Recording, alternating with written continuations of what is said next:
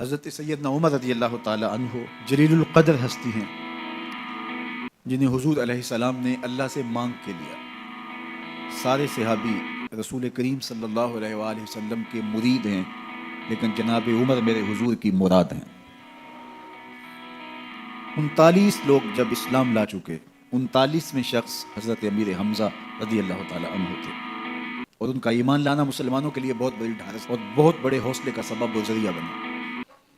تو میرے حضور نے ہاتھ اٹھا لیے، کہا اے اللہ، ایک شیر دیا ہے امیر حمزہ، ایک شیر اور عطا کر دے، اب تیری مرضی، عمر بن خطاب دے دے یا عمر بن حشام دے دے۔ حضور دعائیں مانگ رہے ہیں، اور یہ ہاتھ میں تلوار لیے غیظ و غضب سے بھرے ہوئے گھر سے نکلتے ہیں کہ بانی اسلام کا چراغ ہی بجھا دینا ہے۔ راستے میں ایک صاحب ملے اور کہا کہ عمر، تیور کوئی اچھے نہیں لگتے، خیر تو ہے، کدھر جا رہے ہو؟ کہا چراغ اسلام بجھانے جا رہا ہوں، یہ روز کا مسئلہ ختم ہونے لگا ہے میرے ہاتھوں۔ مسکرا کے بولے گھر کی خبر تو لو۔ کہا میرے گھر کو کیا ہوا؟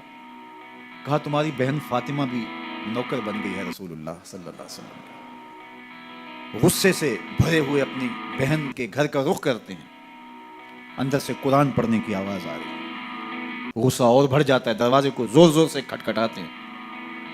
اہل خانہ سمجھ گئے ماجرا کیا ہے، گرجدار آواز ہے جناب عمر کی، دروازہ کھولو۔ جلدی سے معلم کو چھپا دیا اور بہن آگے بڑھ کے دروازہ کھولا۔ کہا تم سابی ہو گئے ہو، دین چھوڑ دیا تم نے، بتوں کی وفا ترک کر دی اور بے تحاشا مارنا شروع کیا۔ بہن کا سر پھٹ جاتا ہے، خون بہنے لگتا ہے اور یہ مارتے چلے جاتے ہیں۔ فاطمہ بنت خطاب بولی عمر تم خطاب کے بیٹے ہو، سنو میں بھی خطاب کی بیٹی ہوں، جو ظلم جو جبر کرنا ہے کرو، میں محمد عربی کا دامن نہیں چھوڑوں گی۔ سوچنے پہ مجبور ہو جاتے ہیں وہ کون سی طاقت ہے جس نے بجلیاں بھر دی اس کے اندر۔ کہا جو تم پڑھ رہے تھے مجھے بھی سنا سکتے ہو؟ کہا تمہیں غسل کرنا ہوگا۔ عمر اپنے بدن کو دھو رہے ہیں، میرا رب دل دھو رہا ہے۔ اتنے میں معلم بھی قرآن لے کر آ جاتے ہیں اور قرآن کی تلاوت ہونے لگتی ہے۔ طٰہٰ ما انزلنا علیک القرآن لتشقیٰ، 14ویں رات کے محبوب چاند، ہم نے قرآن اس لیے نازل تو نہیں کیا تھا کہ تم مشقت میں پڑ جاؤ۔ بے تاب ہو گئے، کہا عمر کی عمر برباد ہو گئی، مجھے لے چلو حضور کی چوکھٹ پہ۔ تلوار حمائل کی ہے، بہنوئی ساتھ ہیں، اور حضور کی بارگاہ میں حاضر ہو رہے ہیں۔ دروازے کے سوراخوں سے دیکھا تو صحابہ تشویش کا اظہار کرنے لگے کہ عمر آ رہا ہے، تلوار حمائل کی ہے، ارادے اچھے نہیں لگتے۔ جناب امیر حمزہ نے کہا دروازہ کھول دو، اچھی نیت سے آیا تو استقبال کریں گے، نیت اچھی نہیں ہے تو اس کی تلوار سے اس کی گردن کاٹ دیں گے۔ حضور کے سامنے جا کے بیٹھ گئے، گلے میں کپڑا ڈالا تو حضور نے پکڑ کے کہا عمر ابھی وقت نہیں آیا کہ تم اسلام لے آؤ؟ یہی وقت تھا عمر کے اسلام لانے کا، لبوں پہ کلمہ جاری ہو گیا۔ اللہ اکبر کی صدا اس زور سے گونجی کہ مکے کی گلیاں گونجنے لگیں۔ اسلام لانے کے بعد حضور سے پوچھتے ہیں حضور کیا ہم حق پر نہیں ہیں؟ فرمایا ہم حق پر ہیں۔ اللہ کا دین سچا نہیں ہے؟ کہا اللہ کا دین سچا ہے۔ آپ اللہ کے سچے نبی نہیں ہیں؟ فرمایا میں اللہ کا سچا نبی ہوں۔ تو کہا پھر ہم چھپ کے عبادت کیوں کریں؟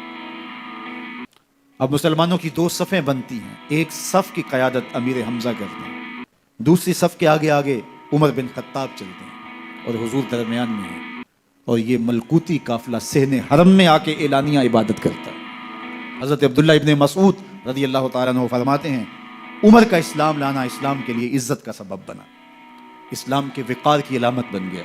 ایک ایک کے دروازے پہ جا کے دروازہ کھٹکھٹا کے کہتے ہیں، وہ تو اور خبر سننے کے لیے بے چین تھے کہ یہ بانی اسلام کی زندگی کا چراغ بجھانے گیا تھا، کوئی خبر لایا ہوگا۔ وہ کہتے ہیں آؤ عمر کدھر آئے ہو؟ کہا تمہیں بتانے آیا ہوں، کمزوروں سے پنجہ آزمائی کرتے رہے ہو، آؤ میرے سے بات کرو، میں محمد عربی کا نوکر بن گیا ہوں۔ اللہ اکبر۔ میرے حضور نے فرمایا جب اچھے لوگوں کا ذکر کرو تو میرے عمر کا ذکر بھی کیا کرو۔ میرے عمر کی زبان پر حق بولتا ہے، سچ بولتا ہے۔ ان الشیطان یفر من ظل عمر، عمر کے سائے کو دیکھ کے شیطان بھاگتا ہے۔